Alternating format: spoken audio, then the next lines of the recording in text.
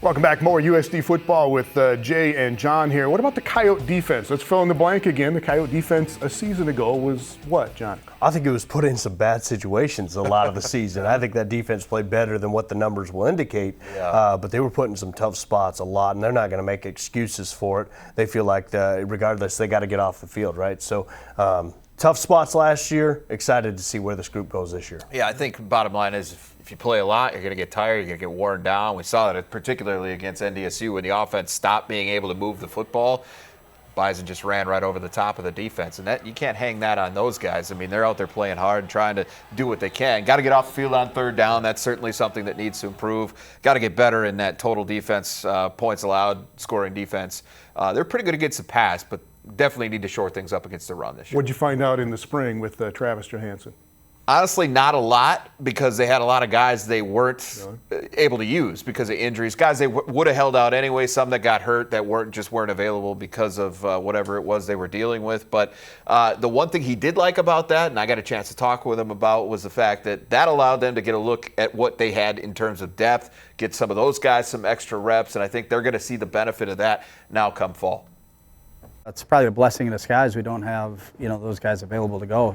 We're creating some depth right now, getting some reps with some guys that we've never been able to rep like this. So, going into the fall, we know two things. One, we're going to have those guys available in the fall. Nothing happened to them injury-wise in the spring, and some young guys that, maybe we wouldn't have counted on. I think we're going to be able to. So, spring's good for that, and we would have limited some of the guys anyways. But the fact that all of the reps went into, particularly linebacker and corner, those guys are getting a ton of reps, and they're going to be available to be productive in the fall. We want to make sure our front, number one, understood what we were doing at a high level. A couple new guys.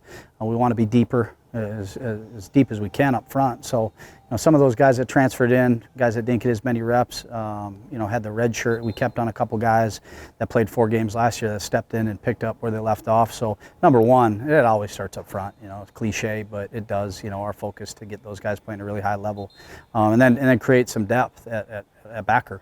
Brock and Steve have been really good, but through recruiting and through the development of these guys, we feel like that room's probably deeper than it's ever been. So, those two things, and then in our safety position, making sure those guys can really operate at a high level and have. And so, we're accomplishing what we wanted to.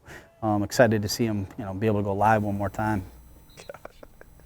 All right, fellas, couple really good linebackers for one thing, right? Yeah. Yeah, I mean, it starts with Stephen Hills and Brock Mogensen. They led the league last year in tackles. They're very, very good. But I think this year could be one of the most, the deepest and most talented linebacking groups that South Dakota's had when you add Kenneth Blauser, the transfer from Ohio, Jonathan Jonas, who's been in the system for a while, Parker Fryer, who's the GPAC Defensive Player of the Year at Northwestern College in Orange City, Iowa. It's a really good starting group that they're going to have, and some depth there. And I think that's going to help these guys as far as staying healthy. I think that's the thing. There's dudes at every level of that defense. It's all about filling in around them, and that's kind of what Johansen was talking about there. Miles Harden coming back. It's just a matter of staying healthy for Miles. The ability is all there. Every time he's on the field, plays are made. So if he could stay healthy, he's going to be an All-American.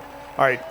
Coyotes open at Missouri on August 31st. Tigers were 6-7 last year. USD's been good in some of these FBS games against Kansas and Kansas State. What do you expect in that opener, John? Well, I think what's interesting, USD will be a team that's fired up, ready to go for that game, right, because it's playing at FBS. But Eli Drinkwitz, the head coach of Mizzou, he's very adamant here in the fall camp. They've got a lot of positions that are open for competition, especially on the offense. They could be still working through some things in that opener. All right, Missouri and then St. Thomas at home, going to be really interesting. Yeah, Lamar at home, and the Coyotes get going after that. Thanks, guys. Appreciate it. We'll be right back.